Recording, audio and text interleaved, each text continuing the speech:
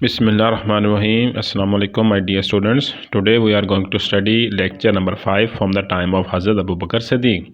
So today lesson is about the apostasy movement which held during the time of Hazrat Abu Bakr Siddiq. Okay, let's start studying the topic. So that this was another serious problem which Hazrat Bakr Siddiq has to face when he hold the office of the Khalifa. He has to fight against many tribes and many battles was fought during his time. All these battles are also known as Rida War. Okay. Why? What was the reason behind this? Why people step back from their faith? Why they re-announce their faith? Why they became like this? Reason. As we have studied that actually Holy Prophet Muslim got conquered the Makkah in the 8th year of Hijrah.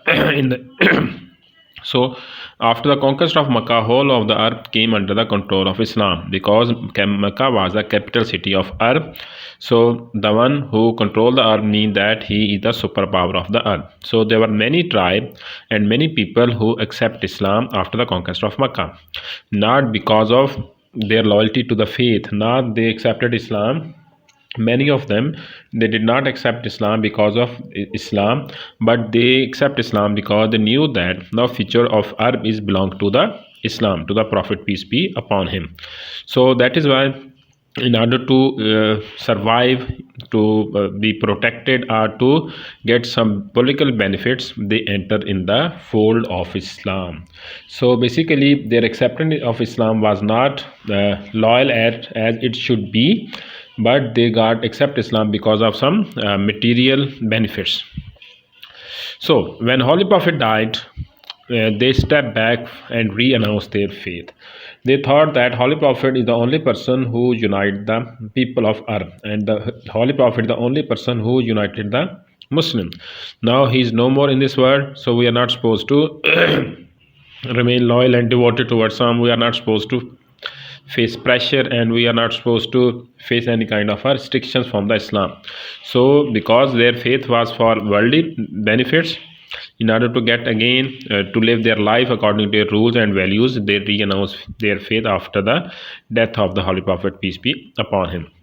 So they also started to create chaos and disorder within the Arab Peninsula. So this is the reason that why they have stepped back from the faith. Okay. Second point we are going to study is, it is an important one, action. So Abu Bakr Siddiq actually he hold the office of Khalifa as very crucial and sensitive time. So because he knew that this is the sensitive time and this is the sensitive activity which has been done by these tribes. So without any delay he launched a campaign against these people, because these people not only creating issues by themselves but also they helping other people like false prophets or the people who refuse to pay zakat, and they were creating issues on many fronts, on many sides. So without any delay Abu Bakr Siddiq thought that I need to take some strict action in this regard. So that is why he divided his without any delay he divided his troops, the soldiers which were in the Medina in 11 battalions, in 11 parts, because these tribes, these people were creating issue in whole of the earth, in east, west, north and south, in all parts of the earth. So he thought that I need to attack them without any delay and without any giving some time. So that is why he launched campaign against these people. Okay, he divided his soldier troops in 11 battalion and he appointed a commander of each and every battalion. Then he sent these people to fight against those people who are creating issues after stepping back from their faith, and also against those people who are false prophet.